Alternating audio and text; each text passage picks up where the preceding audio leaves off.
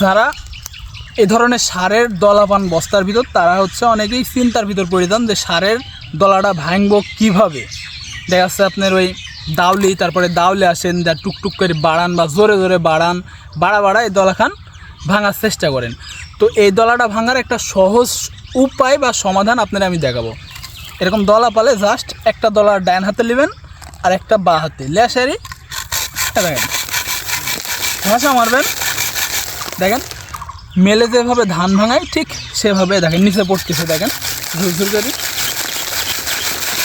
আর যখনই বাড়ি মারবেন তখন কী হবে জানেন, দেখেন এক দলার থেকে আরও কত দলা তো আর হয়ে গেল, না মেলা দলা হয়ে গেল। তো এই ভুলখান না করে আপনারা এভাবে ডলবেন, তাহলে দেখেন নিমিষেই কিন্তু দলাটা ছুটে যাবে, দেখেন ভ্যানিশ। আর এতে বাড়ি মান্নু মেলা দলা হইলে আর একটা সমস্যা হলে সিটে গেছে, দেখেন কত। আর যদি আপনার এই যে সারমিশানি বস্তাটা বা চটখান ছোটো হয়, তাহলে ধুয়ে পড়ে যাবি, সারটা এক কথা নষ্ট হয়ে যাবে। তো সঠিক সমাধান এডি।